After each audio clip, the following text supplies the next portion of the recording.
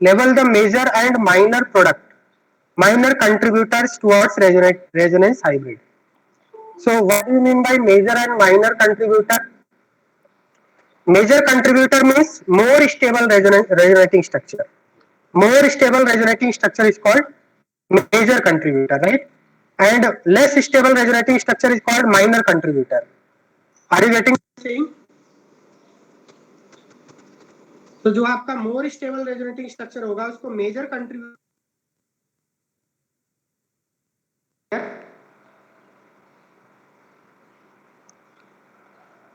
more stable resonating structure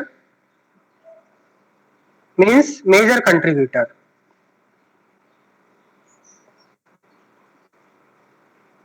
and less stable resonating structure means minor contributor.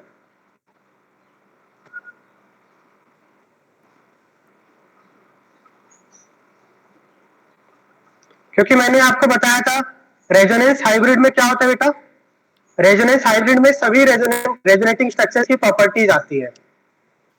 Resonance hybrid is a structure which have properties of all the resonating structure. So जो more stable resonating structure होगा वो आपका resonance hybrid से ज्यादा match करेगा उसकी property, और जो लेस स्टेबल रेजोनेटिंग स्ट्रक्चर होगा उसकी प्रॉपर्टीज कम मैच करेंगे. So are you getting what I am saying? Major contributor means more stable resonating structure, minor contributor means less stable resonating structure.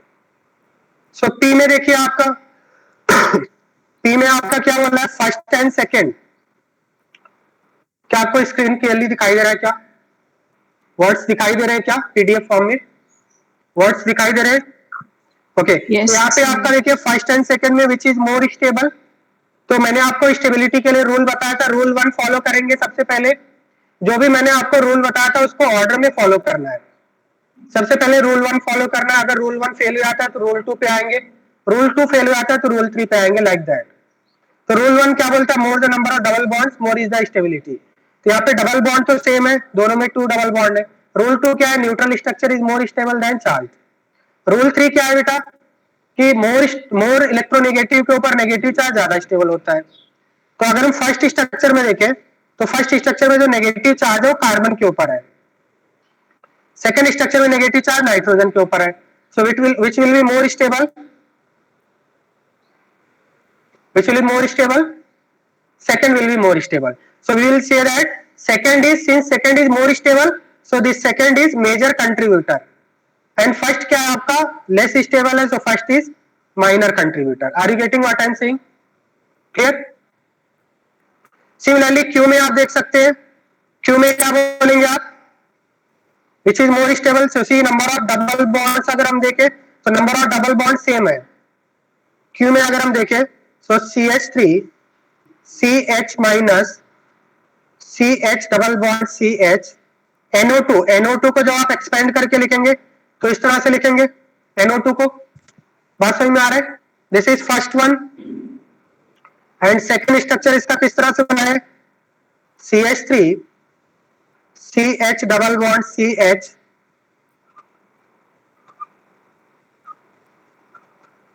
Second is like this.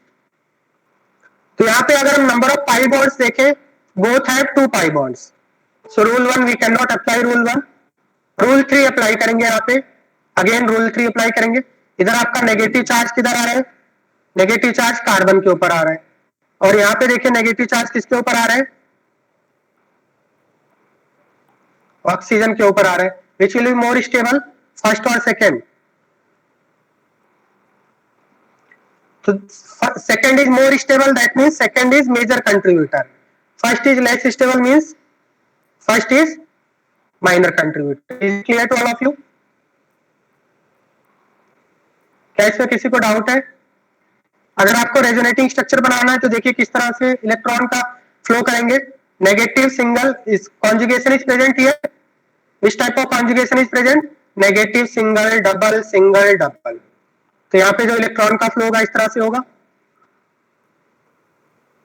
Pi electron इधर nitrogen के ऊपर finally shift हो जाएगा. बात समझ में आ रहा है? तो सिंगल बॉन्ड डबल में कन्वर्ट हो जाएगा, डबल बॉन्ड सिंगल में कन्वर्ट हो जाएगा. ऐसा ही बनाते हैं resonating structure. Is it clear to all of you? Similarly हम लोग देखेंगे R में बताइए which is more stable in R compound. R there are two compounds given which is more stable. So rule 1 लगाएंगे यहाँ पे. फर्स्ट में आपका 0 पाई बॉन्ड है, सेकंड में आपका 1 पाई बॉन्ड है. More the number of pi bonds, more is the stability. That means second is more stable than first. So second is major contributor, first is minor contributor. और why first is less stable? क्योंकि first में जो carbon है क्या उसका octet complete है? Positive charge है, 6 electron है, ऑक्टेट कंप्लीट नहीं है. That's why first is less stable. Why second is more stable? क्योंकि सेकंड में सभी एटम्स के ऑक्टेट कंप्लीट है. Do you agree with this? Second compound में सभी एटम के ऑक्टेट कंप्लीट है. See that's why second is more stable. Okay. Similarly S में देखेंगे, एस कंपाउंड में which is more stable, which is more stable in S compound. तो number of pi bond same है दोनों में. तो हम लोग चार्ज देखेंगे, यहाँ पे कार्बन के ऊपर नेगेटिव चार्ज है, इधर ऑक्सीजन के ऊपर नेगेटिव चार्ज है. More electronegative, negative charge is more stable. So second is more stable than first. Is it clear to all of you?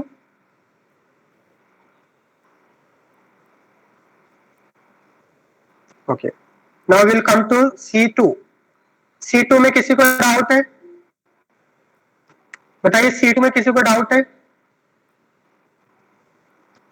Anyone having doubt in C2? Sir मुझे एक चीज में doubt है. हाँ बताइए. सर रूल नंबर 3 में आपने बोला था कि थोड़ा तेज बोलिए, थोड़ा तेज बोलिए, वॉइस नहीं आ रहा है. रूल नंबर 3 में negative charge upon more electronegative atom और positive charge upon more less electronegative atom will be more stable. But ऐसा क्यों होता है? ऐसा इसलिए होता है क्योंकि इलेक्ट्रोनेगेटिव का मतलब क्या होता है? Electronegative atom means which can withdraw electron density from bond pair electrons, right. More electronegative का मतलब क्या होता है? which have more tendency to accept electron, which has more tendency to withdraw electron. तो जैसे फ्लोरीन है, फ्लोरीन की tendency क्या होती है बेटा? ज्यादा होती है, क्योंकि न्यूक्लियर चार्ज ज्यादा होता है. आपको पता है पीरियोडिक टेबल में लेफ्ट टू राइट हम लोग जाते हैं तो क्या होता है? न्यूक्लियर चार्ज इंक्रीज होता है. तो फ्लोरीन की टेंडेंसी ज्यादा होती है इलेक्ट्रॉन विथड्रॉ करने की. तो अगर उसके ऊपर नेगेटिव चार्ज होगा तो उतना ही ज्यादा स्टेबल होगा. तो जो मोर इलेक्ट्रोनेगेटिव एटम है उनकी टेंडेंसी होती है इलेक्ट्रॉन विथड्रॉ करने की. दैट्स व्हाई उनके ऊपर नेगेटिव चार्ज ज्यादा स्टेबल होता है. बात समझ में आ रहा है?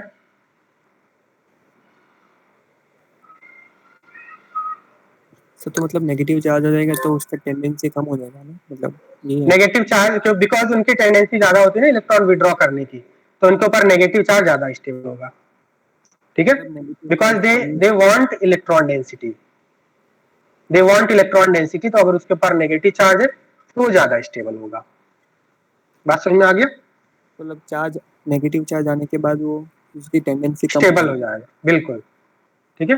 Because they want electron density, they have tendency to attract shared pair of electron towards themselves. Okay. So C2 में किसी को डाउट है बताइए? Anyone having doubt in C2? Then उसके बाद मैंने D3 दिया था आपको. D3 में किसी को डाउट है? Anyone having doubt in D3? D3 में किसी को डाउट है? D3 में कैसे करेंगे? देखिए D3 इस टाइप का क्वेश्चन आपको आएगा. तो यहाँ पे D3 में क्या देखना है? प्लस एम इफेक्ट कौन शो करेगा? तो प्लस एम इफेक्ट कैसे आइडेंटिफाई करेंगे? मैंने आपको बताया था first atom should contain lone pair electron. First atom should contain lone pair. तो नाइट्रोजन के पास लोन पेयर होता है तो ये आपका प्लस एम करेगा. ठीक है, मैं यहाँ पे टिक कर दे रहा हूं. सल्फर के पास लोन पेयर होता है, this will also show plus M. CO, यहाँ पे फर्स्ट एटम के पास CO है, तो अगर किसी ग्रुप के अंदर CO, N double bond O, C triple bond N होता है तो माइनस एम शो करते हैं, वो इलेक्ट्रॉन डेंसिटी विड्रॉ करते हैं. क्या ये प्लस एम इफेक्ट शो करेगा? नो, थर्ड नहीं शो करेगा. फोर्थ देखिए, फोर्थ में फर्स्ट एटम के पास लोन पेयर है, so this will also show plus M effect. Fifth में भी लोन पेयर है, this will also show plus M effect.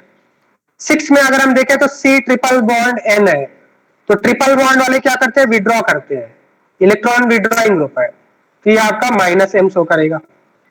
NHCO CH3 में फर्स्ट एटम के पास लोन पेयर है, this will also show plus M. CH यहाँ पे कोई भी लोन पेयर नहीं है, तो यहाँ पे neither plus M nor minus M. बात समझ में आ रहा है? Cl के पास 3 लोन पेयर होते हैं, so this will also show plus m. Is it clear to all of you? So if the first atom have lone pair, that type of group will show plus m effect. Clear है?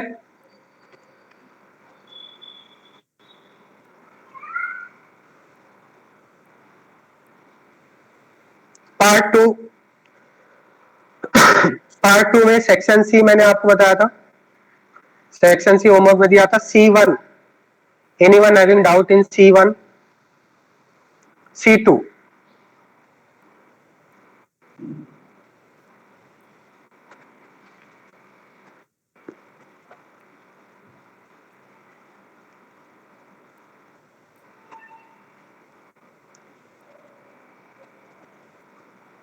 So C2 में देखिए यहाँ पे क्या बोला आपको, which are the following resonating structure is least contributing. तो जैसा अभी मैंने थोड़ी देर पहले आपको बताया, least contributing means least stable. He is talking least stable. Least contributing means least stable. So least stable इसमें से कौन होगा आपका? C double bond O. अगर यहाँ पे हम देखें तो all of them contain one pi bond. All of them contain one pi bond. तो रूल 1 यहाँ पे अप्लाई नहीं कर सकते हैं. C डबल बॉन्ड O किस टाइप का ग्रुप होता है? इलेक्ट्रॉन विड्रॉइंग होता है. अगर इलेक्ट्रॉन विड्रॉइंग ग्रुप के पास में पॉजिटिव चार्ज है तो क्या वो स्टेबल होगा? इलेक्ट्रॉन विड्रॉइंग ग्रुप क्या करता है? इलेक्ट्रॉन विड्रॉ करता है. तो यहाँ पे पॉजिटिव चार्ज है, मतलब ये इलेक्ट्रॉन डेफिशिएंट सेंटर है. Positive charge means electron deficient centre. और अगर इस इलेक्ट्रॉन डेफिशिएंट सेंटर से आपने कोई CO ग्रुप लगा दिया जो इलेक्ट्रॉन विड्रॉइंग है EWG, तो क्या ये स्टेबल होगा? ऑलरेडी ये positive charge means electron deficient है, और अगर इससे आपने कोई इलेक्ट्रॉन विड्रॉइंग ग्रुप लगा दिया तो it will lead to instability in the molecule. It will lead to instability in the molecule. So B is least stable. So that's why B is least contributing structure. मैंने आपको बताया था, मैंने आपको क्या बताया था कि C प्लस के साइड में इलेक्ट्रॉन विड्रॉइंग ग्रुप नहीं होना चाहिए. अगर कोई C प्लस है तो इसके साइड में इलेक्ट्रॉन विड्रॉइंग ग्रुप नहीं होना चाहिए. अगर इस टाइप की सिचुएशन है तो इट विल बी अनस्टेबल. क्या सभी स्टूडेंट ने होमवर्क सॉल्व नहीं किया है? बताइए यस और नो करके.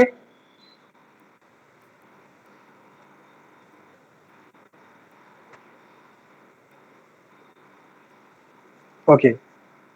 फर्स्ट में अगर देखें तो फर्स्ट में ऑक्सीजन के ऊपर नेगेटिव चार्ज है, थर्ड में भी ऑक्सीजन के ऊपर नेगेटिव चार्ज है. सो ऑक्सीजन के ऊपर नेगेटिव चार्ज ज्यादा स्टेबल होता है. यहाँ पे कार्बन के ऊपर नेगेटिव चार्ज, इधर भी आपका कार्बन के ऊपर नेगेटिव चार्ज है. That means A and C are more stable. So less stable में either it will be B और D. अब B और D में से कौन सा होगा? अब यहाँ पे अगर हम देखें डी ऑप्शन में अगर हम देखें तो डी ऑप्शन में क्या है? नेगेटिव चार्ज है. Negative charge means high electron density. So high electron density के साइड में अगर कोई इलेक्ट्रॉन विड्रॉइंग ग्रुप लगा हुआ है, ये इलेक्ट्रॉन विड्रॉइंग ग्रुप लगा हुआ है, तो हाई इलेक्ट्रॉन डेंसिटी के इलेक्ट्रॉन को पुल करेगा और इसको स्टेबलाइज करेगा, क्योंकि ये न्यूट्रल करने की कोशिश करेगा. मैंने आपको बताया था neutral species are more stable. So अगर C माइनस के साइड में आपका इलेक्ट्रॉन विड्रॉइंग ग्रुप लगा हुआ है, so this is stable situation. ये आपका स्टेबल सिचुएशन होता है. बट अगर C प्लस के साइड में इलेक्ट्रॉन विड्रॉइंग ग्रुप लगा हुआ है तो ये अनस्टेबल सिचुएशन होता है. Are you getting all of you? Is it clear to all of you?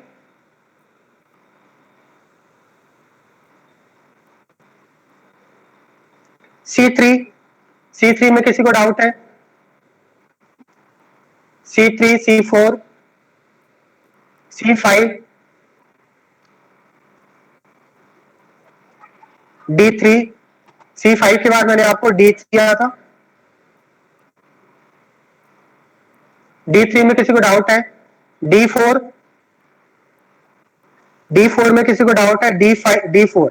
Which are the following groups? So plus M greater than minus I. क्या D4 मैंने दिया था आपको? प्लस M greater than, ये अभी हमने डिस्कस नहीं किया है. D4 ये अभी हमने डिस्कस नहीं किया, थ्योरी ऑफ पार्ट अभी हमने किया नहीं है. इसके बाद मैं आपको पढ़ाने वाला हूं कि ऑर्डर क्या होगा, which group will show more plus m, which group will show less plus m. तो ये टॉपिक अभी आप लोगों ने नहीं पढ़ा है, ठीक है, इसके बाद हम लोग नेक्स्ट टॉपिक हम लोग करेंगे, उसके बाद आप इसको सॉल्व करना. D5, D5, D6, D7, I think D5 नहीं दिया था ना मैंने. इसमें से कौन कौन से क्वेश्चन दिया था मैंने होमवर्क में, बताइए, अनम्यूट करके बताइए संजय. D1 to D5, हाँ D1 to D5, ओके. हाँ, सो D1 to D5 में कोई डाउट है बताइए, एक्सेप्ट D4, क्योंकि D4 अभी हमने थ्योरी नहीं किया है.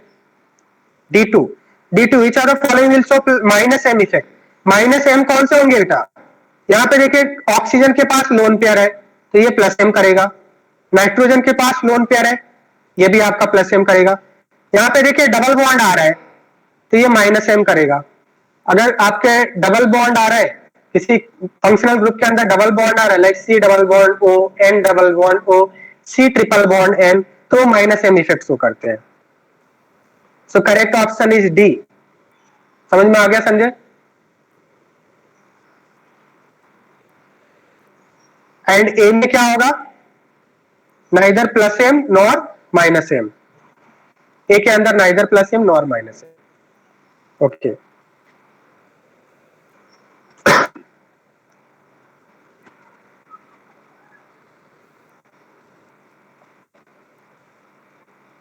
exercise 2, question number 3. Anyone having doubt in question number 3? Question number 3. सो 3 में देखिए आपको बोला है decreasing order of potential energy of the following cations. Potential energy कैसे हम लोग मेजर करेंगे, सी आपको ये पूरा कि जो आपका एनर्जी होता है, energy of any molecule is inversely proportional to stability.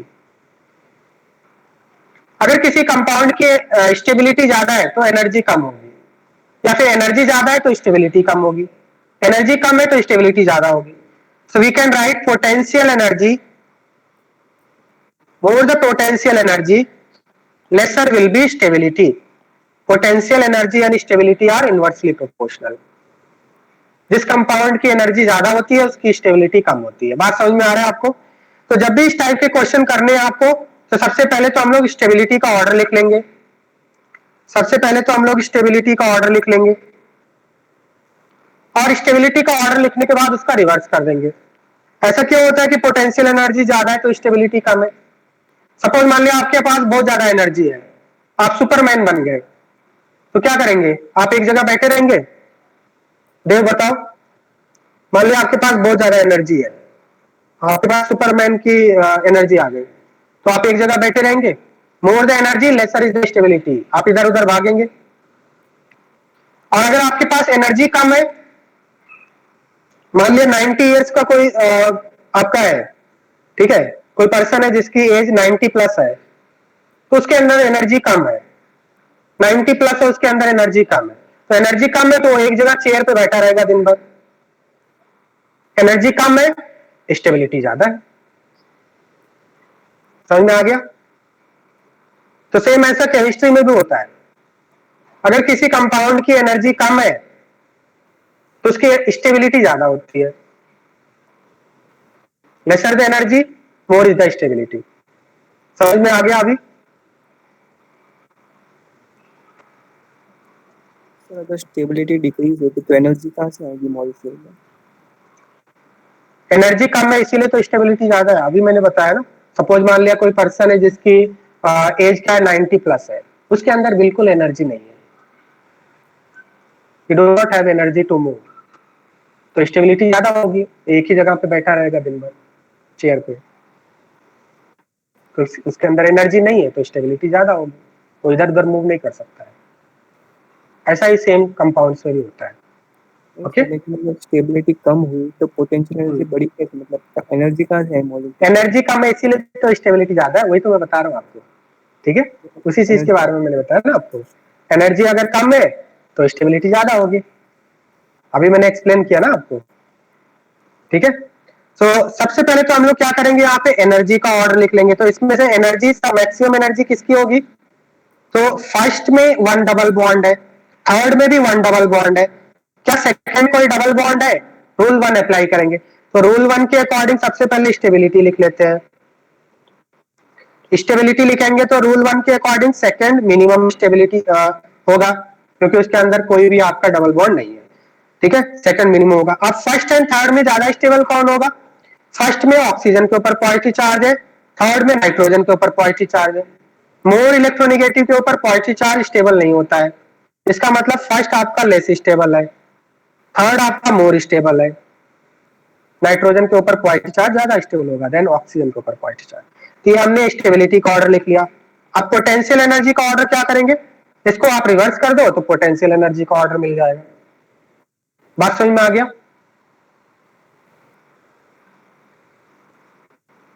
Question number 4 में किसी को डाउट है?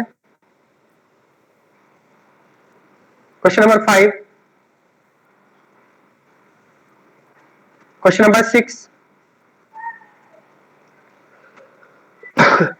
Question number 6, which of the following is incorrect for stability of structure?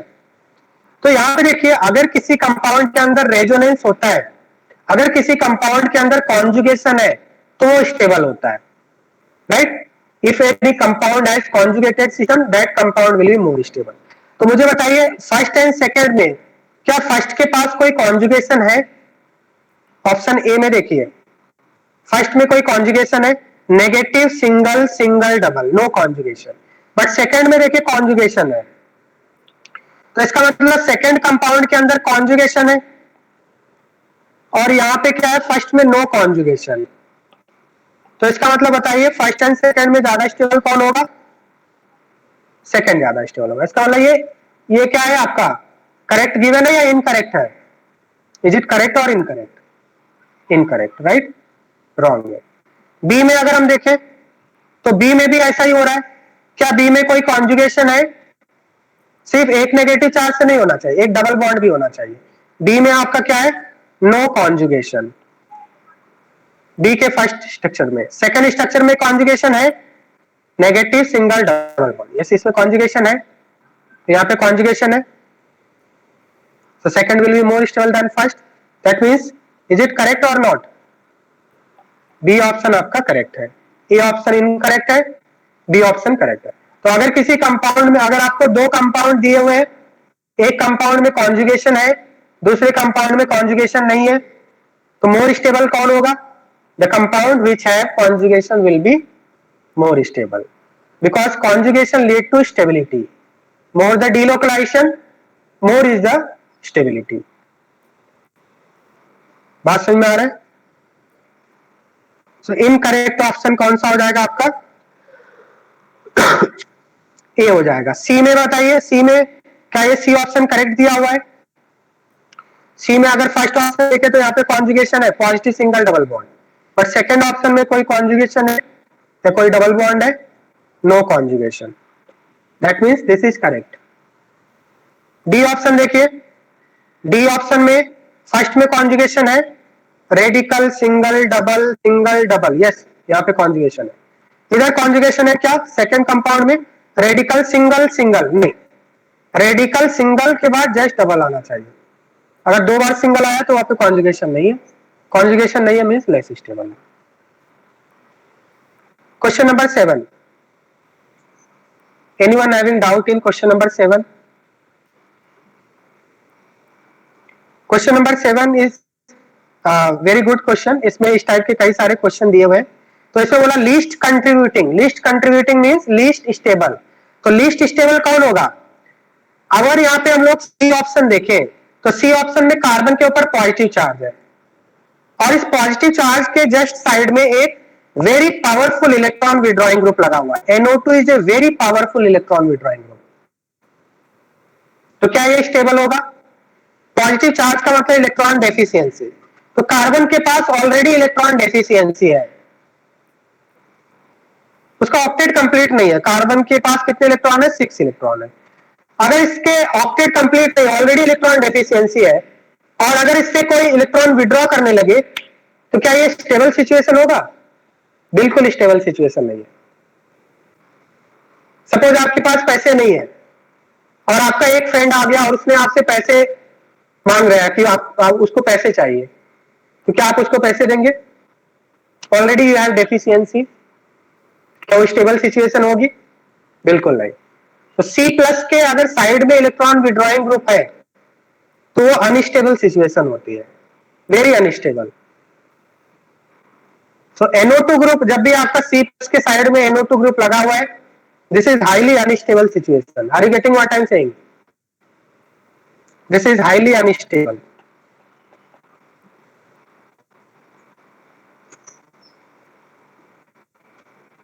Question number 8 question बहुत ही अच्छा क्वेश्चन है।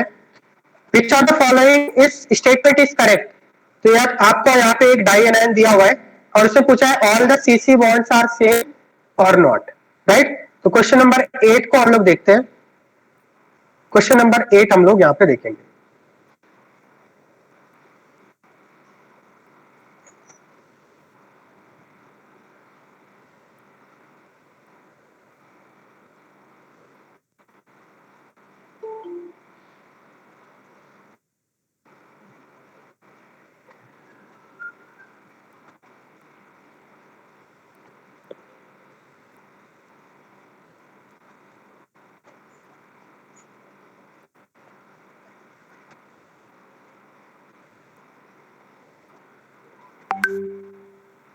इसमें आपको कंपेयर करना है, CC बॉन्ड ऑर्डर कंपेयर करना है। How many different type of CC bonds are present in this compound? This is very good question. तो यहाँ पे हम लोग क्या करेंगे, सबसे पहले तो इसका रेजोनेटिंग स्ट्रक्चर बनाएंगे। Can you tell me how many resonating structures are possible for this compound? Anyone? How many resonating structures are possible for this compound? तो यहाँ पे देखिए, अगर यहाँ पे कॉन्जुगेटेड सिस्टम प्रेजेंट है क्या? Negative single double single double. क्या यहाँ पे आपको कॉन्जुगेटेड सिस्टम दिख रहा है? सभी स्टूडेंट्स को कॉन्जुगेटेड सिस्टम दिख रहा है क्या? तो यहाँ पे क्या होगा, आप इलेक्ट्रॉन डीलोकलाइज करा दीजिए इस तरह से। तो इसका फर्स्ट रेजोनेटिंग स्ट्रक्चर बनाएंगे हम लोग। रेजोनेटिंग स्ट्रक्चर बनाने में क्या करते हैं? वेरी सिंपल, सिंगल बॉन्ड को डबल बॉन्ड बना देते हैं और डबल बॉन्ड को सिंगल बना देते हैं बिकॉज ऑफ डीलोकलाइजेशन।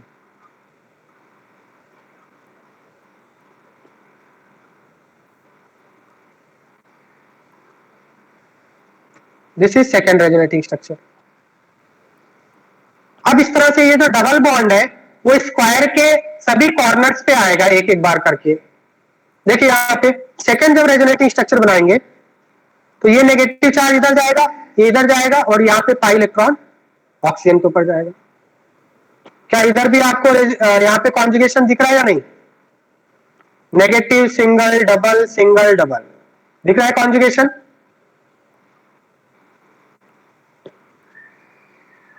तो सेकंड रेजोनेटिंग स्ट्रक्चर इसका बनाएंगे।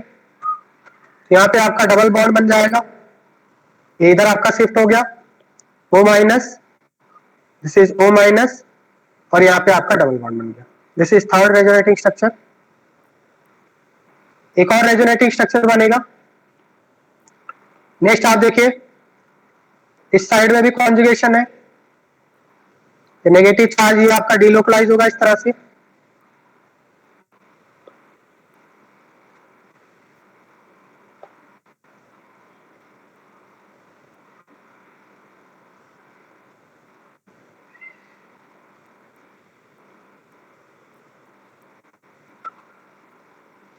Okay, so total how many resonating structures are possible? 4 resonating structures are possible. अगर इसका हम रेजोनेंस हाइब्रिड बनाएं, रेजोनेंस हाइब्रिड मींस एक ऐसा स्ट्रक्चर बनाना है जिसमें ऑल 4 स्ट्रक्चर्स की प्रॉपर्टी आ रही है। तो रेजोनेंस हाइब्रिड कैसे बनाएंगे आप? See the double bond is delocalizing on all the sides of square. एक बार इधर है डबल बॉन्ड, देन इस साइड में आ गया आपका, देन इस साइड में आ गया, देन इस साइड। क्या सभी कॉर्नर पे आ रहा है डबल बॉन्ड? शिफ्ट हो रहा है डबल बॉन्ड। तो यहाँ पे रेजोनेंस हाइब्रिड में कैसे बनाएंगे? पार्शियल डबल बॉन्ड बनाएंगे।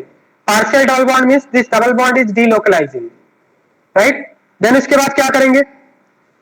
ऑक्सीजन, ऑक्सीजन, ये आपका 4 ऑक्सीजन है, यहाँ पे देखिए सिंगल, इधर आपका सिंगल, 2 बार सिंगल है 2 बार डबल है, तो यहाँ पे क्या बनाएंगे आप, पार्शियल डबल। नेगेटिव चार्ज बनाएंगे यहाँ पे आप इस तरह से। दिस इज रेजोनेंस हाइब्रिड ना। अब मैं इसको क्या करता हूँ, नंबरिंग कर देता हूँ। इसको हम लोग नंबरिंग कर देते हैं 1 2 3 4। Okay, so can you tell me what is bond order of this 1 2 bond 1 4 bond? What is bond order, actual bond order? C1 C4। You have to tell bond order of C1 C4। C1 C4 का bond order बताइए, advance का question है ये, ठीक है। What is bond order of C1 C4? कितना हो जाएगा, sum of number of bonds, sum of number of bonds करना है। फर्स्ट में 2 है, सेकंड में 1 है, थर्ड में 1 है, फोर्थ में 1 है, तो sum of number of bonds कितना हो जाएगा, 2 + 1 + 1 + 1, 5 divided by number of resonating structure. Sum of number of bonds divided by number of resonating structure, that is 5/4। अगर आप C4 C3 देखें, C1 C2 C1 C4 हो गया, C1 C2 देखते हैं। C1 C2 का बॉन्ड ऑर्डर कितना आएगा, C1 C2 का बॉन्ड ऑर्डर कितना आएगा, 1 + 2 3 + 1 4 + 1 5, 5 डिवाइडेड बाई 4, यहां पे भी 5/4 आ रहा है। Similarly C1 C3 C2 C3, C2 C3 का कितना आएगा, 2 time single, 3 time single, 1 time double, it is also 5/4। And next आपका है C3 C4, C3 C4 भी आपका 5/4 आएगा। दैट मीन्स ये जो आपका डबल बॉन्ड है वो आपका क्या हो रहा है, ईच साइड पे, स्क्वायर के सभी साइड पे डिलोकलाइज हो रहा है। So can we say that all CC bonds are identical? यही आपका क्वेश्चन था, all CC bonds are identical. बात समझ में आ गया सभी स्टूडेंट्स को? इंपॉर्टेंट क्वेश्चन है ये, बहुत ही अच्छा क्वेश्चन है। तो अगर आप फर्स्ट स्ट्रक्चर, अगर आप सिर्फ एक ही स्ट्रक्चर से देखेंगे तो क्या आप आइडेंटिकल बोल सकते हैं? अगर आप एक ही स्ट्रक्चर देखेंगे तो आपको ऐसा लग रहा है कि ये डबल है और बाकी सभी सिंगल है, तो इसका मतलब इसमें 2 डिफरेंट टाइप के बॉन्ड्स है, बट ऐसा नहीं होता है। ये जो आपका कंपाउंड है इसको बोलते हैं, this is conjugate anion of squaric acid. Squaric acid का जो कॉन्जुगेट एनायन है, इसमें क्या हो रहा है, आपका डीलोकलाइजेशन हो रहा है, and because of delocalisation all the CC bonds are identical. Now can you tell me what is bond order of CO? CO bond order कितना होगा?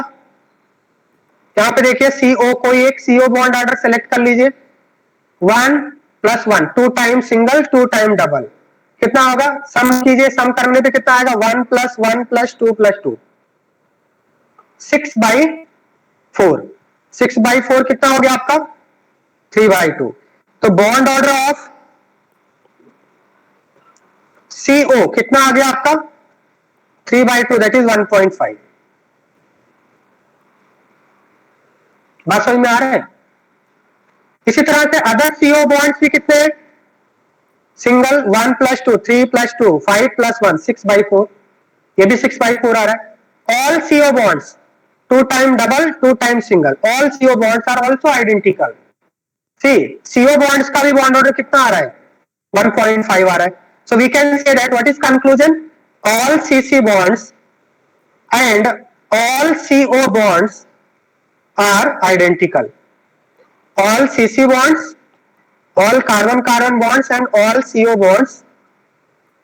bonds are identical in this compound. Is it clear to all of you? Copy कर लीजिए। कोई doubt है किसी student को?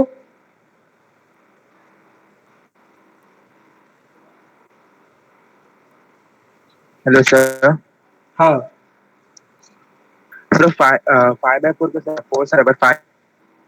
हाँ 5/4 कैसे आया, 5/4 कैसे आया, देखिए सागर आप न्यू स्टूडेंट हैं क्या? Yes sir. ओके, तो 5/4 कैसे आया, देखिए यहाँ पे जब भी आपको बॉन्ड ऑर्डर निकालना होता है तो क्या करते हैं, कोई एक बॉन्ड सपोज आपने सेलेक्ट कर लिया, तो हम लोग को क्या करना है, सम ऑफ बॉन्ड्स करना है। तो फर्स्ट स्ट्रक्चर में कितना है, 2, तो यहाँ पे देखिए 2 प्लस सेकेंड स्ट्रक्चर में कितना है, सिंगल 1 प्लस थर्ड स्ट्रक्चर में कितना है 1 प्लस फोर्थ स्ट्रक्चर में कितना है 1। तो sum of number of bonds divided by total number of resonating structures. How many resonating structures are there, 4। तो sum of number of bonds कर दिया हमने, तो 5 आ गया, divided by number of resonating structure. This is formula to calculate bond order. Okay sir. So 5/4 आ जाएगा आपका, एक्चुअल बॉन्ड ऑर्डर इज 5/4। क्या आप कॉपी कर रहे हैं? Yes sir. कॉपी कर लीजिए।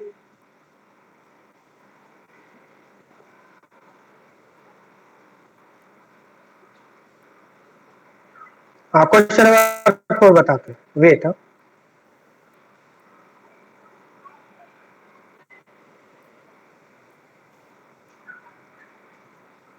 10 भी बताएंगे।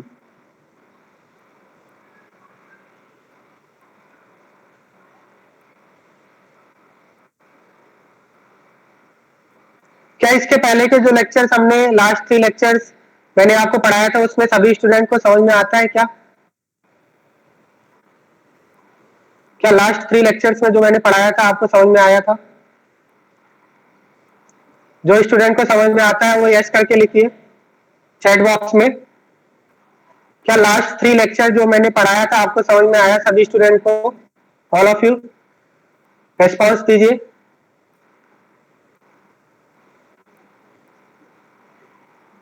ओके, सो PAB2 स्टूडेंट्स, PAB2 स्टूडेंट नहीं बोल रहे हैं। क्या आपको नहीं समझ में आया? बहुत ही डिटेल में पढ़ाया फिर भी नहीं समझ में आया आपको? लास्ट 3 लेक्चर समझ में आया या नहीं?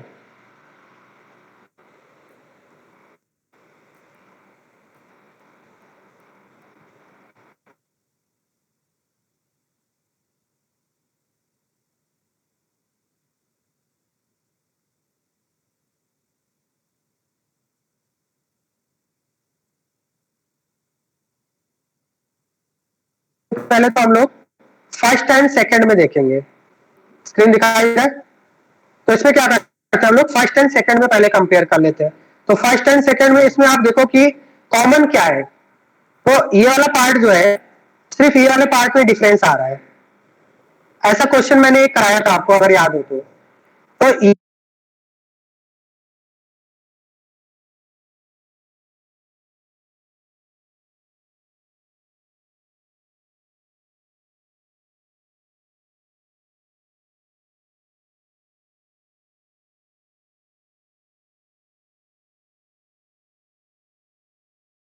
तो ये वाले पोर्शन में हमें देखना है। इसमें अगर हम देखें तो फर्स्ट स्ट्रक्चर में ऑक्सीजन के ऊपर नेगेटिव चार्ज है, सेकंड स्ट्रक्चर में नाइट्रोजन के ऊपर नेगेटिव चार्ज है। Since oxygen is more electronegative, तो ऑक्सीजन के ऊपर नेगेटिव चार्ज ज्यादा स्टेबल होता है। तो बताइए फर्स्ट एंड सेकंड में ज्यादा स्टेबल कौन होगा?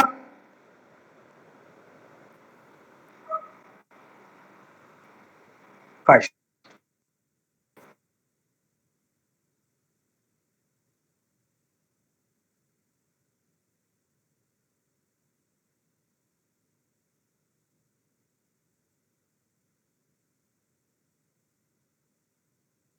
ठीक है,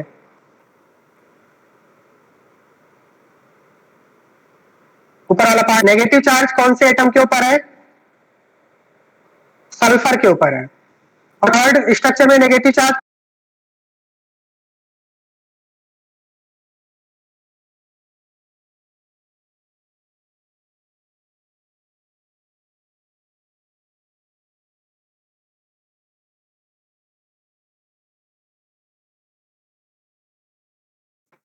एलिमेंट सेम पीरियड से बिलोंग नहीं करते, तो वहां पे हम लोग इलेक्ट्रोनेगेटिविटी नहीं देखते हैं, साइज वाला फैक्टर आता है। तो ऑक्सीजन और सल्फर में जिसकी साइज ज्यादा है उसके ऊपर नेगेटिव चार्ज ज्यादा स्टेबल होगा। बात समझ में आ रहा है? अगर एटम्स सेम पीरियड से बिलोंग नहीं करते तो साइज देखते हैं। तो ऑक्सीजन और सल्फर में सल्फर की साइज ज्यादा है, तो सल्फर के ऊपर नेगेटिव चार्ज ज्यादा स्टेबल होगा। तो बताइए सेकंड और थर्ड में ज्यादा स्टेबल कौन है? Second is more stable then third.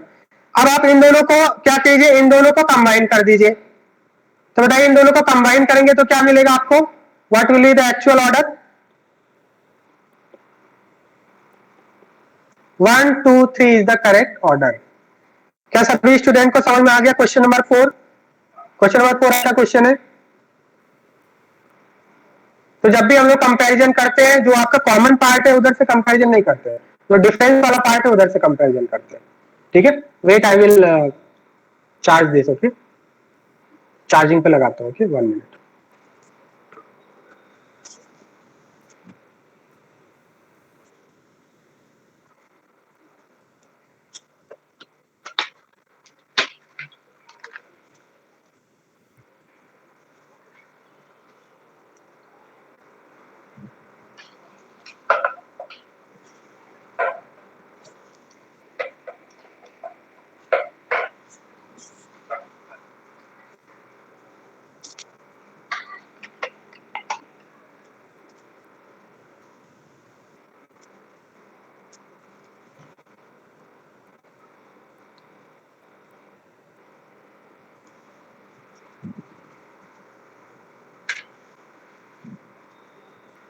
Hello students, voice आ रहा है आप सभी को? Are you getting my voice, all of you? Okay, so 4 5 6 7 8 8 होगा। तो 8 में आप लिखेंगे all the CC and all the CO bonds are identical. Right, question number 10, question number 10 भी अच्छा क्वेश्चन है। क्वेश्चन नंबर 10 क्या आपने सॉल्व किया है? Which are the following is correct about the following structure. Question number 10 हम लोग देखते हैं। ठीक है, तो अगर क्वेश्चन नंबर 10 के इस question number 10 is naphthalene. So naphthalene के कितने रेजोनेटिंग स्ट्रक्चर बनेंगे? How many resonating structures are possible for naphthalene? Last class में मैंने कराया था आपको, लास्ट क्लास में बनाया था मैंने 3 रेजोनेटिंग स्ट्रक्चर्स। क्या करना होता है इसमें? जो आपका डबल बॉन्ड है उसको डीलोकलाइज कर दीजिए इस तरह से।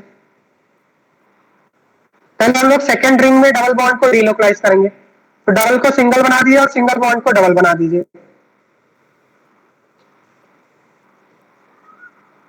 ये भी बहुत ही अच्छा क्वेश्चन है ये। ठीक है, नेक्स्ट उसके बाद क्या करते हैं हम लोग? अब हम लोग फर्स्ट रिंग में डीलोकलाइजेशन करा दिया। एक बार यहाँ पे क्या किया हमने, फर्स्ट को फिक्स करके सेकंड को डीलोकलाइजेशन करा दिया। देन उसके बाद क्या करेंगे, सेकंड को फिक्स करके फर्स्ट में डीलोकलाइजेशन करा दीजिए। तो आपको नैफ्थलीन के 3 रेजोनेटिंग स्ट्रक्चर मिल जाएंगे।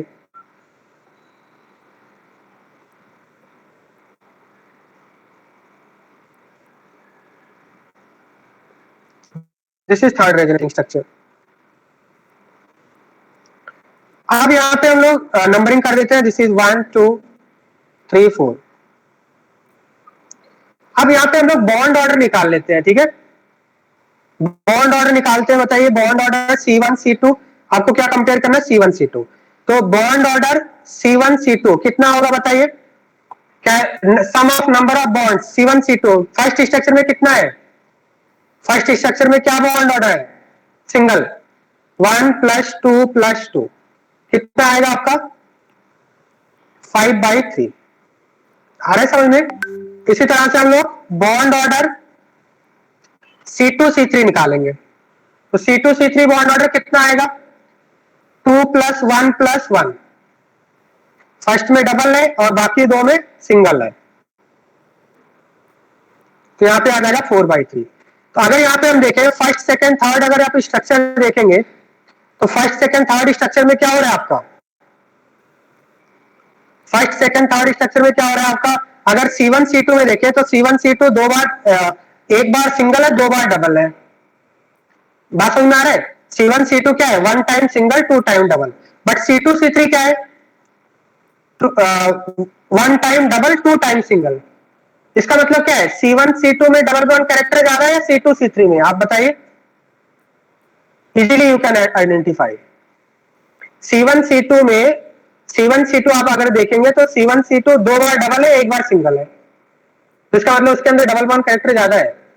और C2 C3 में अगर हम देखें तो इसमें दो बार सिंगल आ रहा है, एक बार डबल आ रहा है, मतलब सिंगल बॉन्ड कैरेक्टर ज्यादा है। तुम्हें आ रहा है या नहीं बात? Are you getting what I am saying? नहीं समझ में आ रहा है?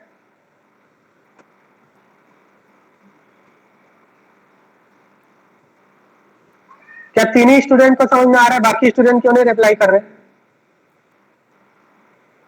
अगर हम C1 C2 को देखें तो यहाँ पे सिंगल है, इधर डबल है, इधर डबल है, मतलब one time single two time double, मतलब इसमें डबल बॉन्ड कैरेक्टर ज्यादा है।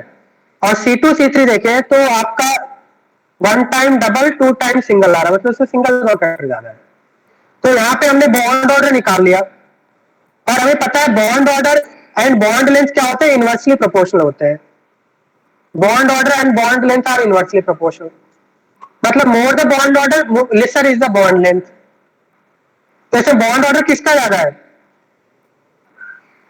C1 C2 का बॉन्ड ऑर्डर ज्यादा है, ठीक है, तो उसका बॉन्ड लेंथ कम हो जाएगा, क्योंकि C1 C2 में डबल बॉन्ड फैक्टर ज्यादा है तो वो स्मॉलर होगा।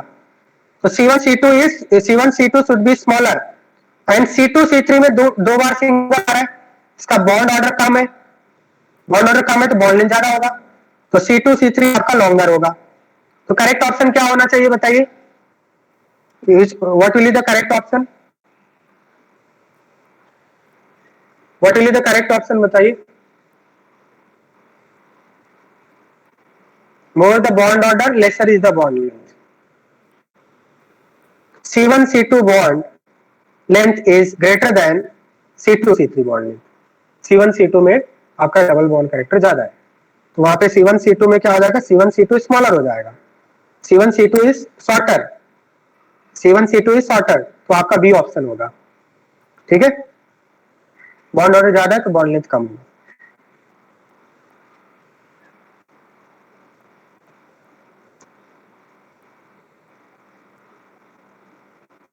क्वेश्चन नंबर 13, 11 11 अभी आपका 11 क्या आपने किया है, सॉल्व किया? 11 में किसी को डाउट है? हाँ, 11 में देखिए यहाँ पे क्या होता है,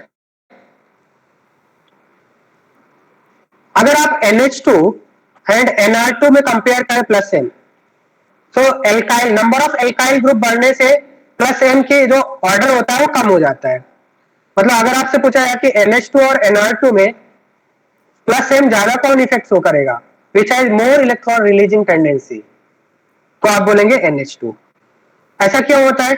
this is called SIR effect, जो हम लोग नेक्स्ट टॉपिक में पढ़ने वाले हैं, ठीक है।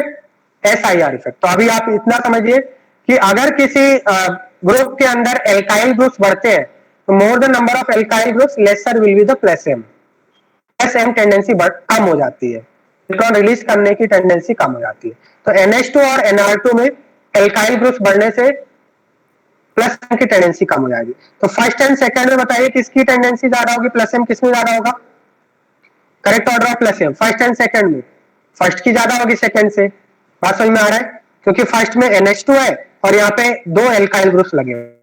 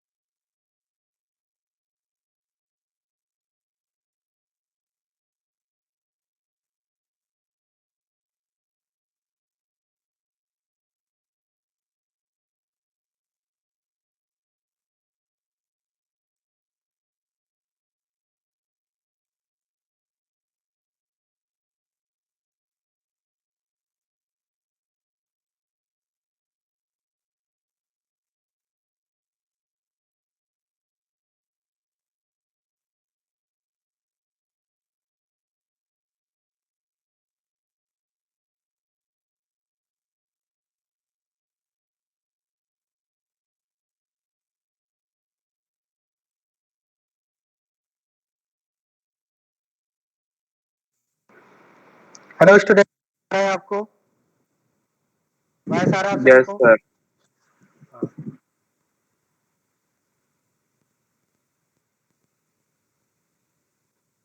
तो थर्ड एंड फोर्थ में अगर हम कंपेयर करें तो प्लस एम किसका ज्यादा होगा? अगर हम थर्ड में देखें तो नाइट्रोजन बेंजीन के साथ कॉन्जुगेशन में है।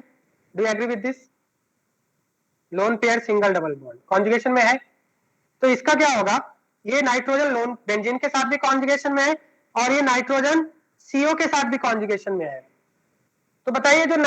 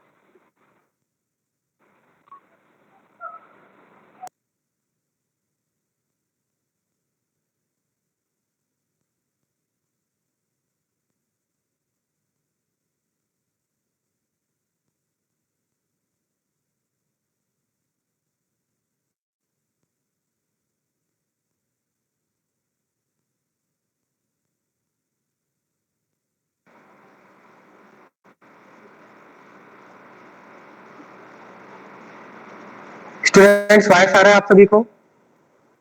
Are you getting my voice?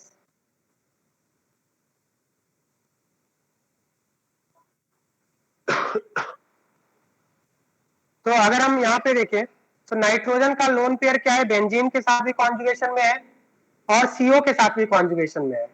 तो 50% आपका बेंजीन के डायरेक्शन में इलेक्ट्रॉन डेंसिटी चला गया, 50% सीओ के साइड में चला गया। और अगर हम यहाँ पे देखें फर्स्ट में तो नाइट्रोजन का लोन पेयर ओनली बेंजीन के कॉन्जुगेशन में, मतलब यहाँ पे 100% बेंजीन के डायरेक्शन में जा रहा है। 100% आपका जो इलेक्ट्रॉन फ्लो है वो बेंजीन की तरफ है। तो क्या आप बता सकते हैं फर्स्ट एंड थर्ड में which benzene ring is more electron richer? Can you tell me? First one. Okay, तो इसका मतलब लोग बोलेंगे कि फर्स्ट में आपका जो प्लस है वो ज्यादा हो रहा है, क्योंकि सेकंड में जो नाइट्रोजन का लोन पेयर था वो दो डायरेक्शन में डाइवर्ट हो चुका है। 50% आपका बेंजीन के डायरेक्शन में और 50% सीओ के डायरेक्शन में। बात समझ में आ रहा है? दो डायरेक्शन में डाइवर्ट हो चुका है, बट यहाँ पे आपका ओनली बेंजीन के डायरेक्शन में जा रहा है। अगर हम थर्ड में फोर्थ में देखें तो फोर्थ में जो लोन पेयर है वो बेंजीन के साथ भी कॉन्जुगेशन में है, ये सीओ के साथ भी कॉन्जुगेशन में लोन पेयर सिंगल डबल, और दूसरे वाले सीओ के साथ भी कॉन्जुगेशन में है। तो यहाँ पे बताइए नाइट्रोजन का लोन पेयर थ्री साइड में डाइवर्ट हो रहा है। बात समझ में आ रहा है या नहीं? थ्री साइड में डाइवर्ट हो रहा है, मतलब ये क्या हो गया? एक तरह से 33.3% इधर गया, 33 हो गया। तो क्या आप बता सकते हैं कि फर्स्ट थर्ड एंड फोर्थ में सबसे अच्छा प्लस एम कौन करेगा? मतलब बेंजीन को सबसे अच्छा इलेक्ट्रॉन डेंसिटी कौन प्रोवाइड करेगा? फर्स्ट। बहुत ही इंपॉर्टेंट कॉन्सेप्ट है ये, क्योंकि इस टाइप के क्वेश्चन आपको आते हैं जेई में। तो फर्स्ट में जो NH2 का लोन पेयर है that is only in conjugation with benzene, but third and fourth में अगर हम देखें तो NH2 का जो लोन पेयर है वो बेंजीन के साथ भी कॉन्जुगेशन में, सीओ के साथ भी कॉन्जुगेशन में। तो इसका मतलब अगर प्लस एम इफेक्ट देखें तो first then second then third then fourth आएगा। See option is correct. Is it clear to all of you? बताइए समझ में आ रहा है?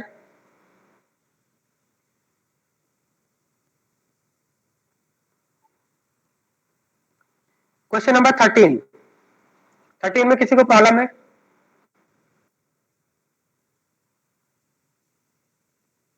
ओके, देन इसके बाद कौन सा मैंने क्वेश्चन दिया था आपको? पार्ट टू में कौन सा क्वेश्चन दिया था आपको? Question number 9। हाँ, पार्ट 2 9 एंड 11। 9 में बताइए। 9 अच्छा क्वेश्चन है। 9, find the number of carbon atoms including the given structure which has negative charge in resonating structure. Negative charge in resonating structure, ये आपको कंपाउंड दिया हुआ है। इसमें आपको बताना है कि नेगेटिव चार्ज कितने एटम के ऊपर डीलोकलाइज होगा। तो हमें पता है जो डीलोकलाइजेशन होता है negative single triple, negative single double, इसमें डीलोकलाइजेशन होता है। बात समझ में आए? तो यहाँ पे देखिए क्या यहाँ पे कॉन्जुगेशन है, नेगेटिव सिंगल ट्रिपल कॉन्जुगेशन है या नहीं, बताया था ना मैंने आपको। तो यहाँ पे नेगेटिव चार्ज जो होगा वो डीलोकलाइज होके इस तरह से आएगा, ये जहाँ पे स्टार बना रहा हूं क्या उधर डीलोकलाइजेशन होके आएगा या नहीं, बताया। अभी तक हमने कई सारे रेजोनेटिंग स्ट्रक्चर बना चुका हूं, तो आई होप आपको क्लियर हो गया होगा कि नेगेटिव चार्ज डीलोकलाइज होके स्टार पे आ जाएगा, स्टार वाले कार्बन पे आएगा। सिमिलरली ये नेगेटिव चार्ज क्या इस डबल बॉन्ड के कॉन्जुगेशन में है या नहीं, तो 1 नंबर से 3 नंबर पे आ जाएगा। This negative charge in conjugation with negative single triple bond, इधर भी कॉन्जुगेशन होगा या नहीं, तो ये आपका रोटेट होके यहाँ पे भी आएगा। सिमिलरली ये negative charge negative single double, ये इस तरह से रोटेट होगा या नहीं, एक बार में एक ही जगह होगा, बट ये नेगेटिव ऐसे डीलोकलाइज होगा या नहीं, बताइए होगा ना। जैसा हमने फिनॉल में देखा था, तो यहाँ पे एक बार नेगेटिव आएगा, इधर भी नेगेटिव आएगा, तो यहाँ पे मैं एक स्टार बना लेता हूं। अब नेगेटिव सिंगल ट्रिपल एक बार इस तरह से डीलोकलाइज होगा तो नाइट्रोजन के ऊपर आएगा। समझ में आ रहा है या नहीं, बताइए समझ में आ रहा है या नहीं। फिर negative single double bond delocalize होके यहाँ पे आएगा और इधर आ गया, उसके बाद फिर से आपका यहाँ पे नेगेटिव आ गया, तो वापस से नेगेटिव सिंगल डबल बॉन्ड ये इस तरह से डीलोकलाइज होगा और ये वाले कार्बन पे आ जाएगा। मैंने आपको बताया था कौन कौन से पोजीशन पे आता है, ऑर्थो एंड पैरा पोजीशन पे, मेटा पोजीशन पे नेगेटिव नहीं आता है, मेटा पोजीशन पे नेगेटिव नहीं आता है, ठीक है। हाँ नाइट्रोजन के ऊपर भी आएगा, बट हमें कार्बन काउंट करना है। तो कार्बन यहाँ पे आपसे क्वेश्चन में बोला हाउ मेनी कार्बन एटम्स, तो कितने कार्बन एटम के ऊपर नेगेटिव चार्ज डीलोकलाइज होगा, बताइए काउंट करके। 1 2 3 4 5 6।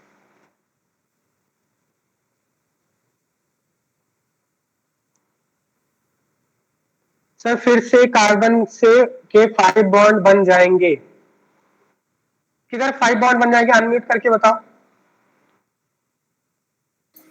सर हाँ इधर 5 बॉन्ड बन जाएंगे यहाँ पे।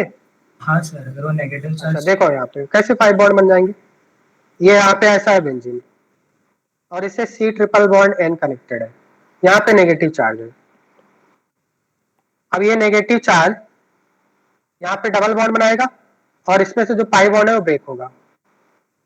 कैसे 5 बॉन्ड बन जाएंगे, एक अगर न्यू बॉन्ड बन रहा है तो एक बॉन्ड ब्रेक भी तो हो रहा है। सर कॉर्नर वाले के, कॉर्नर वाले कार्बन के। कौन से कॉर्नर वाले कार्बन, ये वाला। हाँ सर, इस पे पहले नेगेटिव चार्ज था। अच्छा यहाँ पे 5 बॉन्ड बन रहे हैं, ये बॉन्ड ब्रेक हो चुका है ना, आप इसमें कंफ्यूज क्यों हो रहे हो, ये तो बॉन्ड ब्रेक हो चुका था पहले ही। ये नेगेटिव चार्ज कैसे आया, बॉन्ड ब्रेक होने के बाद ही आया ना। हाँ सर, समझ में आ रहा है ना। देखो ये नेगेटिव चार्ज यहाँ आया, फिर ये 5 बॉन्ड ब्रेक हुआ होगा तभी तो नेगेटिव चार्ज आया। तो जब यहाँ पे नेगेटिव चार्ज आया तो इसका मतलब 5 बॉन्ड ब्रेक हो चुका होगा। नहीं समझ में आया, समझा सर। कोई बात नहीं, देखो समझाता हूँ मैं।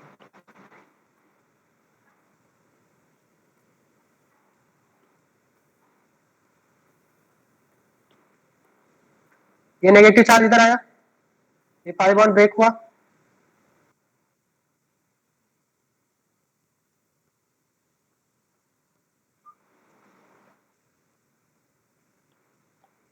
अब वापस से ये नेगेटिव चार्ज इधर आएगा और ये 5 बॉन्ड ब्रेक हो जाएगा। तो बताइए किधर 5 बॉन्ड्स हुए, 5 बॉन्ड हुए क्या, समझ में आ गया। हाँ ठीक है, तो how many carbon atoms are there, 1 2 3 4 5 6 carbon, correct answer is 6। तो negative charge will be delocalized on 6 carbon and 1 nitrogen. Correct answer क्या होगा, 6 carbon and 1 nitrogen. Is it clear to all of you, क्या सभी student को समझ में आ रहा है। इस टाइप के क्वेश्चन आएंगे जेईई मेंस एंड एडवांस में, सभी स्टूडेंट को समझ में आ गया। क्या मुझे रेजोनेटिंग स्ट्रक्चर बनाने की जरूरत है, क्या रेजोनेटिंग स्ट्रक्चर बनाऊं मैं? अगर नहीं समझ में आया तो यहाँ पे देख लीजिए, यहाँ पे मैंने रेजोनेटिंग स्ट्रक्चर एक बनाया है। देखिए इस तरह से डिलोकलाइज होगा आपका, देन आगे की तरफ ये आपका शिफ्ट होगा। क्वेश्चन नंबर 11 में किसी को डाउट है? क्वेश्चन नंबर 11 में किसी को डाउट है? बताइए। पार्ट थ्री में क्या दिया था मैंने आपको? Part 3 1 to 6।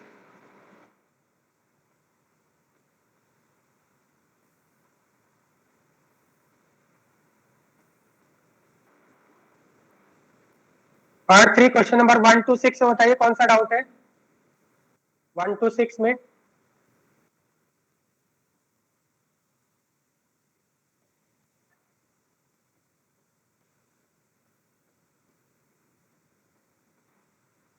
देन इसके बाद कौन सा क्वेश्चन दिया था मैंने आपको?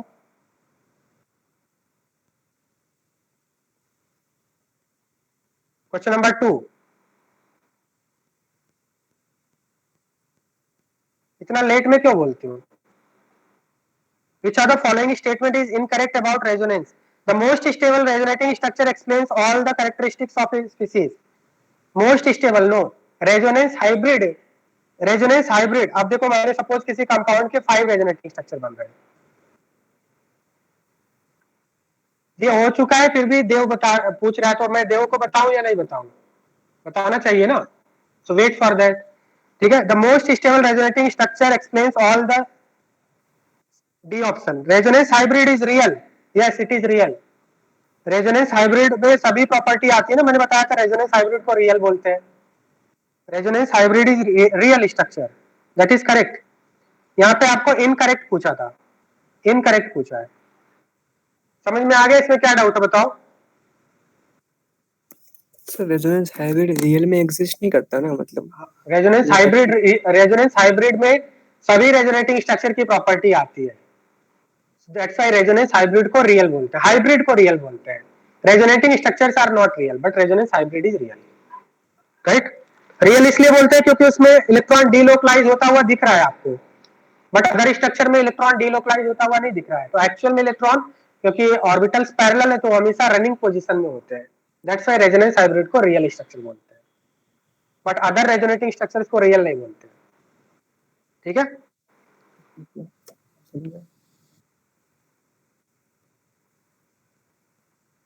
कुछ exercise 3 question number 3, question number 3 में किसी को डाउट है?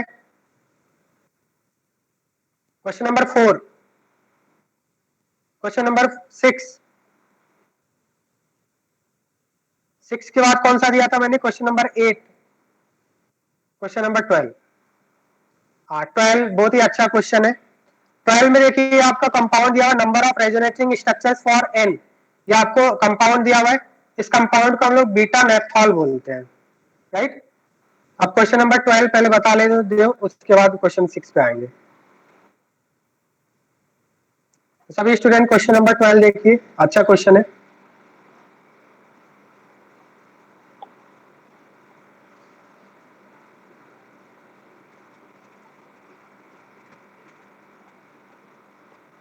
This is naphthalene.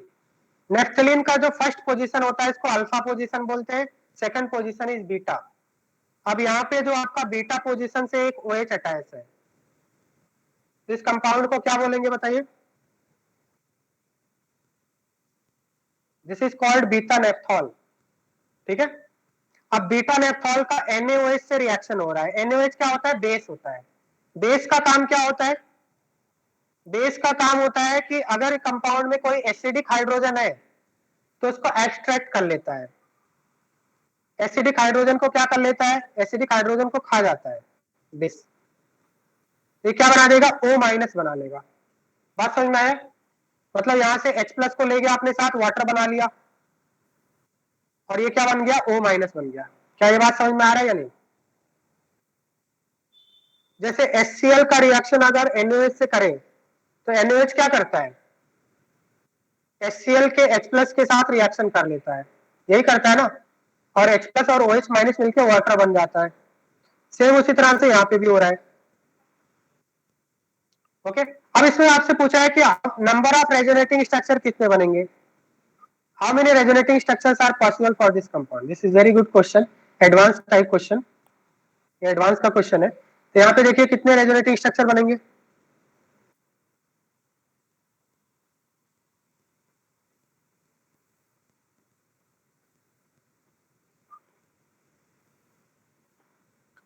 ये नेगेटिव चार्ज हम लोग यहाँ पे डिलोकलाइज करेंगे, नेगेटिव सिंगल डबल,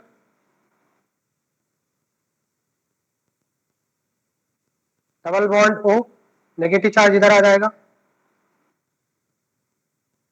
देन इसके बाद क्या करेंगे, अगेन नेगेटिव सिंगल डबल,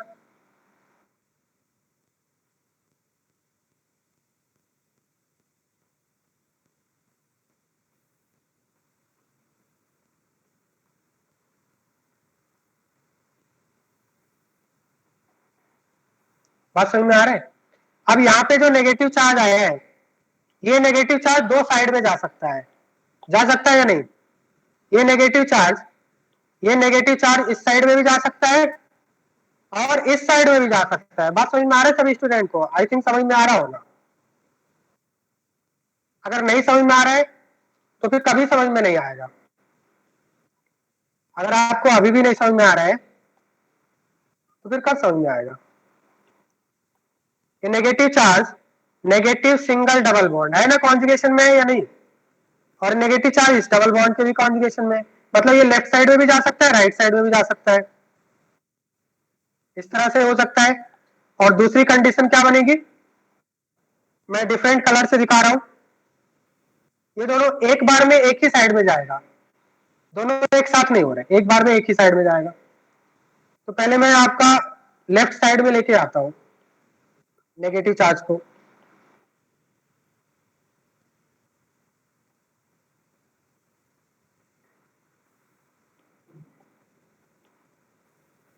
ये तो ऐसा ही रहेगा, लेफ्ट साइड में लेके गया, राइट साइड ऐसा ही रहेगा। और दूसरा क्या ऑप्शन बनेगा, अगर राइट साइड लेके जा रहे हैं, राइट साइड में लेके जाएंगे तो क्या बनेगा,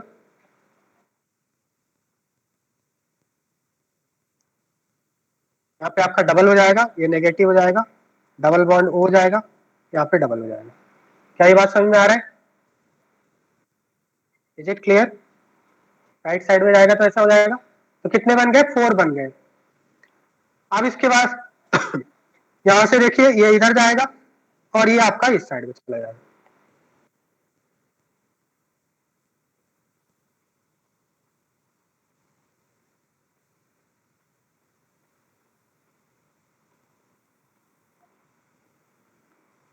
okay, so now the question is, क्या ये दोनों स्ट्रक्चर सेम है, इनको डिफरेंट काउंट करना चाहिए, सेम काउंट करना चाहिए। तो मैंने आपको बताया था रेजोनेटिंग स्ट्रक्चर में अगर पाई बॉन्ड की पोजीशन चेंज हो रही है, अगर पाई बॉन्ड की पोजीशन चेंज हो रही है तो उनको डिफरेंट काउंट करते हैं। तो यहाँ पे देखिए पाई बॉन्ड राइट साइड में है और यहाँ पे पाई बॉन्ड लेफ्ट साइड में आ गया, तो क्या ये दोनों सेम स्ट्रक्चर है, आंसर है no, they are different structures, we will treat it as different resonating structures. तो अभी कितने बन चुके हैं आपके, 6 रेजोनेटिंग स्ट्रक्चर बन चुके हैं, और भी बनेंगे। यहाँ पे जो नेगेटिव चार्ज है ये आगे की तरफ शिफ्ट होगा इस तरह से,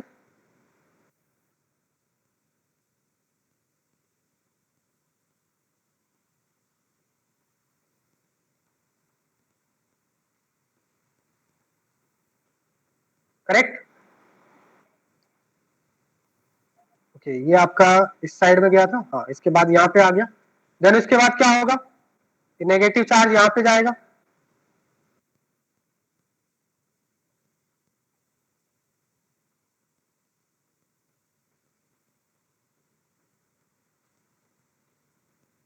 देन अगेन क्या होगा, ये नेगेटिव चार्ज वापस से यहाँ पे जाएगा और अपने ओरिजिनल स्ट्रक्चर में आ जाएगा।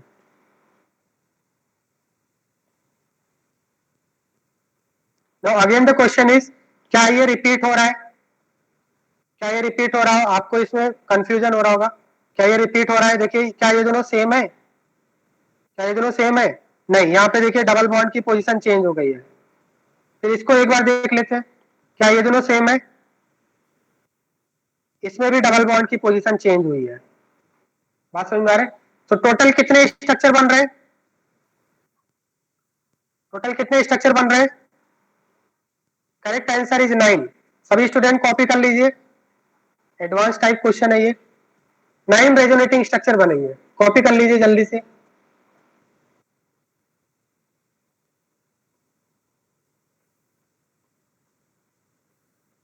कॉपी कर लीजिए। क्या सभी स्टूडेंट को समझ में आ गया ये?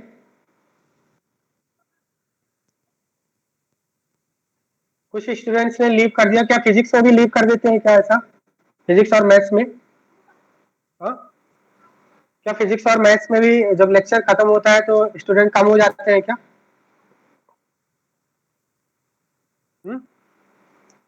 फिजिक्स और मैथ्स में भी ऐसा ही होता है? हाँ अद्वैत बताइए, क्या डाउट है? सर यहाँ पे ऐसा नहीं हो सकता कि ऑक्सीजन का नेगेटिव चार्ज वहीं पे रह जाए, और मतलब ऐसा क्यों नहीं होता कि ऑक्सीजन का नेगेटिव चार्ज बाहर ही रह जाए और बेंजीन के रिंग के अंदर ही रेजोनेंस हो जाए? बेंजीन के रिंग के अंदर ही रेजोनेंस क्यों हो? क्यों? ऑक्सीजन का नेगेटिव चार्ज जो है उसका ऑर्बिटल भी पैरेलल है ना, तो पैरेलल ऑर्बिटल्स में रेजोनेंस होगा, आप उसको स्टॉप नहीं कर सकते ना। If the orbitals are parallel, electron will delocalize in all the parallel orbitals. आप ऐसा नहीं बोल सकते कि के ऑक्सीजन का जो ऑर्बिटल है वहां पे भी तो डिलोकलाइजेशन होगा। Can you stop that delocalisation? नहीं सर, बट उसको एक केस में तो काउंट कर सकते ना। तो जो मैक्सिमम नंबर ऑफ केसेस होंगे वो 9 ही होंगे, तो ऑलरेडी हमने बना लिया है, इससे ज्यादा केस नहीं बनेंगे। आप एक बार घर पे बना के देख लेना, इससे ज्यादा केस नहीं बनेंगे। Okay, 9 okay case sir. बनेंगे, ठीक है, 9 से ज्यादा नहीं बनेंगे। आप कॉपी कर लीजिए जल्दी से, देन इसके बाद हम लोग आगे कंटिन्यू करते हैं। Thank you. हाँ, क्या आप सभी ने कॉपी कर लिया?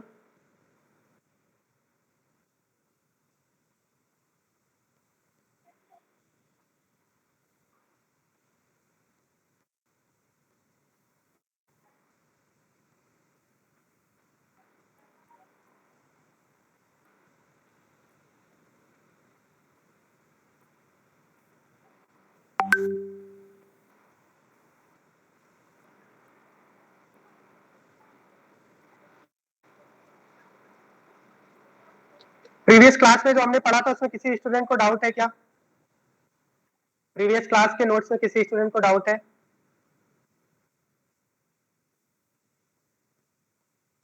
Okay, so right next question.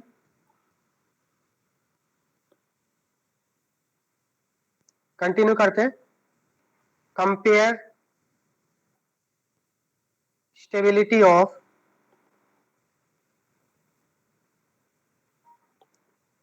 following resonating structures. Compare the stability of following resonating structures.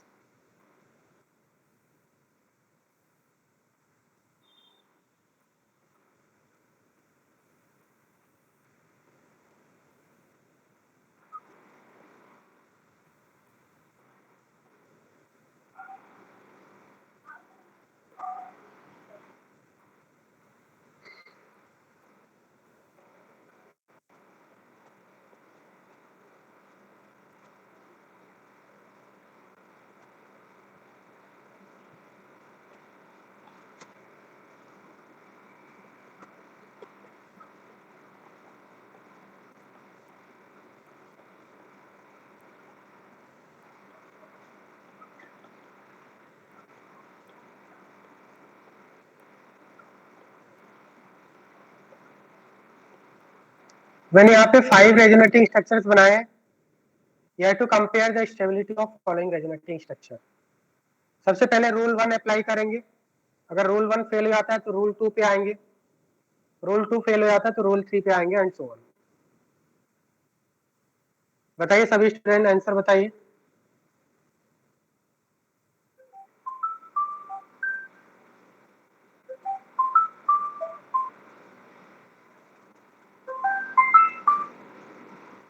Answer बताइए। सॉल्व कर रहे हैं सभी स्टूडेंट?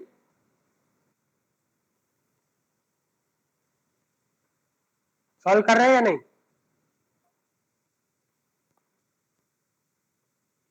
सॉल्व कीजिए।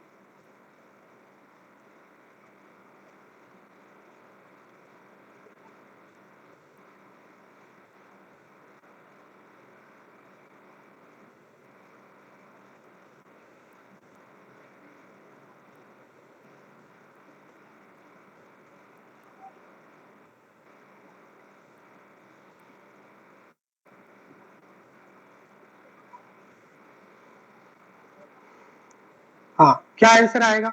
देखिए यहाँ पे सबसे पहले रूल 1 अप्लाई करेंगे। रूल 1 के according more the number of double bond more will be the stability. तो यहाँ पे फर्स्ट में कितने डबल बॉन्ड आ रहे हैं? 2 डबल बॉन्ड। सेकंड में 1 डबल बॉन्ड, थर्ड में 1 डबल बॉन्ड, फोर्थ में 1 डबल बॉन्ड एंड फिफ्थ में 1 डबल बॉन्ड। तो मैक्सिमम स्टेबिलिटी किसकी होगी? फर्स्ट की। Now the question is minimum stability किसकी होगी? मिनिमम ऑक्सीजन पे अगर पॉजिटिव चार्ज हो, oxygen being second most electronegative element, क्या ऑक्सीजन के ऊपर पॉजिटिव चार्ज स्टेबल होगा? मोर इलेक्ट्रोनेगेटिव एटम के ऊपर पॉजिटिव चार्ज अनस्टेबल होता है। तो जब भी ऑक्सीजन के ऊपर पॉजिटिव चार्ज हो तो वो लीस्ट स्टेबल होता है। इसका मतलब लीस्ट स्टेबल कौन सा होगा? 3। मोस्ट स्टेबल और लीस्ट स्टेबल समझ में आ गया आपको? 3 लीस्ट स्टेबल क्यों है? क्योंकि इसमें ऑक्सीजन के ऊपर पॉजिटिव चार्ज है। और हम लोग 2, 4 एंड 5 में कंपेयर करेंगे। तो 2, 4 एंड 5 में कैसे कंपेयर करेंगे? 2, 4 एंड 5। तो number of pi bonds 1, 1 and 1, सभी में पाई बॉन्ड 1 है। यहाँ पे अगर हम देखें तो ऑक्सीजन के ऊपर नेगेटिव चार्ज आ रहा है। सेकंड में क्या आ रहा है? ऑक्सीजन के ऊपर नेगेटिव चार्ज है, तो सेकंड इसके बाद आएगा ऑक्सीजन के ऊपर नेगेटिव चार्ज। यहाँ पे ऑक्सीजन के ऊपर पॉजिटिव चार्ज है और इन सभी में 1 पाई है, राइट। फर्स्ट में 2 पाई है। ऑक्सीजन के ऊपर नेगेटिव चार्ज ज्यादा स्टेबल होगा तो 2 पहले आएगा। उसके बाद 4 एंड 5 में बताइए कैसे कंपेयर करेंगे? तो यहाँ पे जो CHO ग्रुप है, CHO ग्रुप कैसा होता है? इलेक्ट्रॉन विड्रॉइंग ग्रुप होता है। और कार्बन के ऊपर पॉजिटिव चार्ज है, मतलब इलेक्ट्रॉन डेफिशिएंसी है। क्या इसके साइड में इलेक्ट्रॉन विड्रॉइंग ग्रुप स्टेबल होगा? नहीं। तो इसका मतलब 5 लेस स्टेबल है, 4 मोर स्टेबल है। 4 मोर स्टेबल इसलिए क्योंकि नेगेटिव चार्ज के साइड में इलेक्ट्रॉन विड्रॉइंग ग्रुप ज्यादा स्टेबल होता है, क्योंकि इलेक्ट्रॉन विड्रॉ करके और इस नेगेटिव चार्ज को न्यूट्रल करने की कोशिश करेगा। जो एक्सेस इलेक्ट्रॉन डेंसिटी है उसको विड्रॉ करके न्यूट्रलाइज करने की कोशिश करेगा। That is good. ओके, ये आपका ऑर्डर हो जाएगा। क्या ये बात समझ में आ रहा है सभी स्टूडेंट्स को? क्या आपने यही ऑर्डर लिखा था? Is it clear to all of you?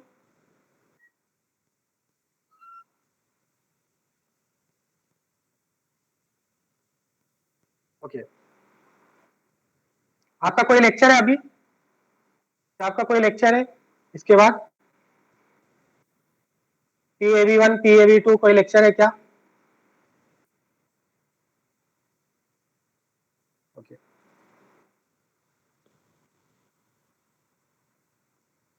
तो अभी तक हमने जो स्टेबिलिटी देखा वो सेम कंपाउंड्स के बीच में स्टेबिलिटी कंपेयर किया, स्टेबिलिटी बिटवीन सेम कंपाउंड। जैसे यहाँ पे अगर हम लोग देखें तो क्या ये डिफरेंट कंपाउंड्स है या सेम कंपाउंड्स है? Same compound. सेम कंपाउंड्स के डिफरेंट रेजोनेटिंग स्ट्रक्चर्स है, सेम कंपाउंड के डिफरेंट रेजोनेटिंग स्ट्रक्चर्स है, राइट। अगर अब हम लोग देखेंगे कि how to compare stability of different resonating structures. Stability of different species, stability of different species, comparison of stability of different species. तो इसमें जो रूल है, मतलब अब 2 डिफरेंट कंपाउंड्स के बीच में स्टेबिलिटी कंपेयर करना है। So rule is the negative charge on more electronegative atom is more stable. The structure, or you can write like this, the structure in which negative charge is delocalized on more electronegative atom, the structure in which negative charge is delocalized on more electronegative atom will be more stable. Whether the number of resonating structures are more or less. Number of resonating structure ज्यादा है या कम है उससे आपको कोई फर्क नहीं पड़ता। बहुत ही इंपॉर्टेंट चीज है, यहाँ पे देखते हैं हम लोग। जैसे सपोज आपसे पूछा जाए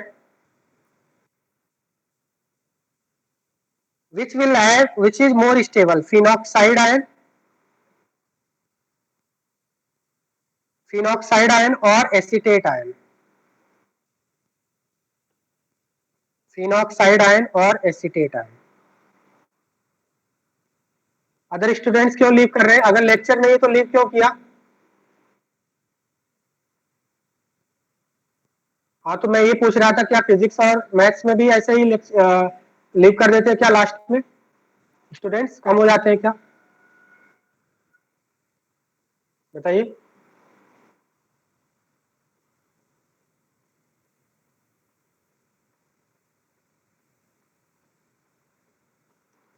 So phenoxide and acetate ion, two आपके कंपाउंड्स हैं, which is more stable।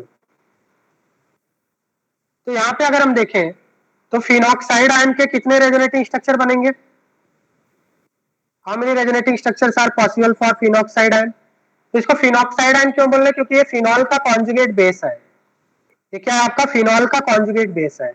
Phenol इस तरह से होता है ना, अगर फिनॉल का वन एसिडिक हाइड्रोजन हम लोग रिमूव कर दें तो क्या बन जाएगा आपका? ये बन जाएगा ना, this is called phenoxide ion. बात समझ में आ रहे हैं? बात समझ में आ रहे हैं? तो इसमें कितने रेजोनेटिंग स्ट्रक्चर बनेंगे? Can you tell me how many resonating structures are possible? 5 resonating structures are possible. Very good, 5 resonating structures are possible. ठीक है, इसके 5 रेजोनेटिंग स्ट्रक्चर बनेंगे। नेक्स्ट क्लास में आपको क्या करना है? स्टूडेंट्स कम हो रहे हैं तो नेक्स्ट क्लास में हम लोग कंटिन्यू करेंगे। नेक्स्ट क्लास में आपको इन दोनों का रेजोनेटिंग स्ट्रक्चर बना के आना है, एसीटेट आयन का और फिनॉक्साइड आयन का। क्या बना सकते हैं आप रेजोनेटिंग स्ट्रक्चर?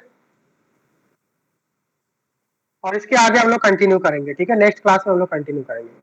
ठीक है, तो मुझे ये बताना, मैं आपसे पूछ रहा था कि आपको प्रीवियस लेक्चर में जो मैंने पढ़ाया क्या आपको नहीं समझ में आया? प्रीवियस लेक्चर में जो भी पढ़ाया, हाँ, क्या अभी तक जो पढ़ाया है वो समझ में नहीं आया आपको?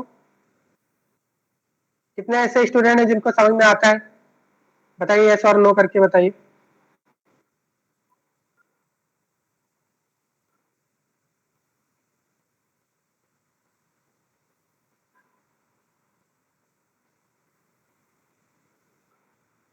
इतना डिटेल में पढ़ाने के बाद मैंने तो काफी स्पीड स्लो कर दिया है ना। स्पीड स्लो करने के बाद भी आपको नहीं समझ में आता है? अभी तो आपको समझ में आना चाहिए, बहुत ही डिटेल में हमने पढ़ा है सारी चीजें, तो आपको जरूर समझ में आना चाहिए। अगर आपको नहीं समझ में आता है तो बताना चाहिए मुझे। अगर किसी स्टूडेंट को नहीं समझ में आता है, यू कैन आस्क आउट। बात समझ में आ रहा है क्या? समझ में आ रहा है क्या बोल रहा हूँ मैं? अगर किसी स्टूडेंट को नहीं समझ में आता है तो डाउट पूछना चाहिए आपको।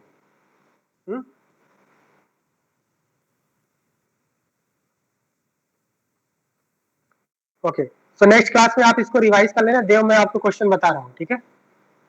देव, क्वेश्चन बता रहा हूँ मैं आपके लिए। आज होमवर्क है, नेक्स्ट क्लास में ये आपको रिवाइज करना है जो भी हमने 3-4 क्लासेस में पढ़ा है, क्योंकि मैंने आपको पहले ही बताया था जनरल ऑर्गेनिक केमिस्ट्री का बेसिक्स है। अगर जनरल ऑर्गेनिक केमिस्ट्री आपका स्ट्रॉन्ग हो गया तो पूरी ऑर्गेनिक केमिस्ट्री आपको इजी लगेगा। You will be master of organic chemistry. ठीक है, तो जनरल ऑर्गेनिक केमिस्ट्री बहुत ही अच्छे से करेंगे। ठीक है।